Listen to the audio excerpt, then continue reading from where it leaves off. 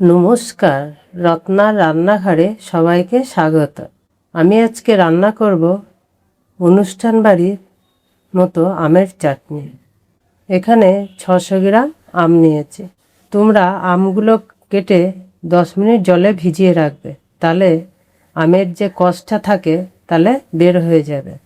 তোমরা যখন এই চাটনিটা করবে তখন তোমরা আটিটা যাতে শক্ত হয় সেরকমই আম দিয়ে এই চাটনিটা করবে, তাহলে খেতে খুব ভালো লাগবে। আমের চাটনি করার জন্য গ্যাসে কড়াই বসিয়ে দিয়েছি। এবার সরষের তেল দিয়ে দেব। কড়াই গরম হয়ে গেছে। সামান্য একটু সরষের তেল দেবে, 5 ফোড়ন, তেজপাতা, একটা শুকনো লঙ্কা। এবার দিয়ে দেব আম। আমটা একটু ভেজে নেব।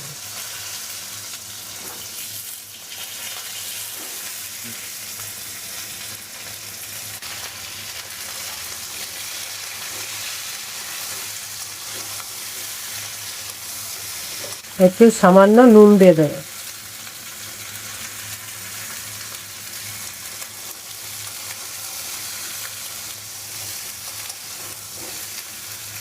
মাঝের মধ্যে একটু নেড়ে দেবে।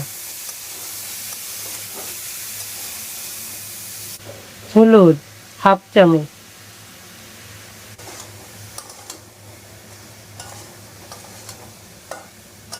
দু মিনিট নেড়ে চেড়ে নিয়েছি। এবার একটু জল দিয়ে দেবো। জলটা তোমাদের পছন্দ মতো দেবে। যারা ঝোল পছন্দ করে চাটনি তারা একটু বেশি জল দেবে, আর যারা গাঢ় পছন্দ করে তারা কম জল দেবে।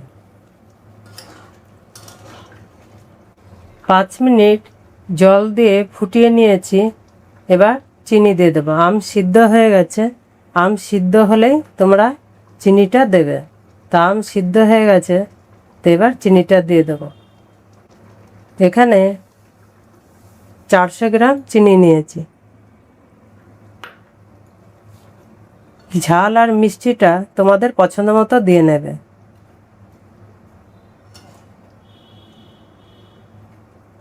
অনেকেই বেশি মিষ্টি পছন্দ করে না, তারা কম চিনি দেবে। চিনিটা দিয়ে এবার ফুটিয়ে নেব কিছুক্ষণ। আমি যেমনভাবে চাটনিটা করছি বন্ধুরা, তোমরা বাড়িতে করে খাবে এরকমভাবে, পুরো অনুষ্ঠান বাড়ির চাটনির মতো।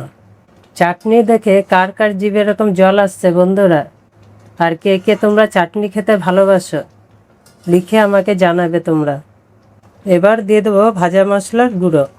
তোমরা আগে দেবে না, এই ভাজা মশলাটা পুরো হয়ে যাবে চাটনি, তখনই নামাবার আগে দেবে তোমরা। এটা 5 ফোড়ন ভেজে গুঁড়ো করে নিয়েছি।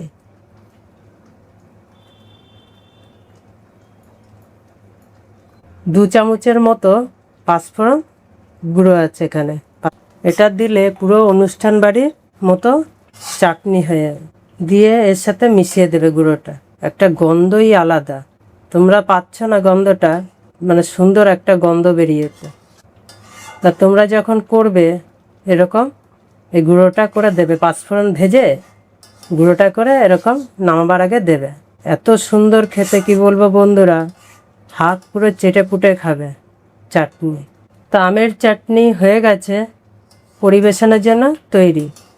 এরকম তোমরা বাড়িতে করে খাবে। খাওয়ার শেষে এরকম যদি চাটনি হয় পুরো জমে যাবে। পুরো ভিডিও দেখার জন্য ধন্যবাদ। তোমরা সবাই ভালো থেকো, সুস্থ থেকো।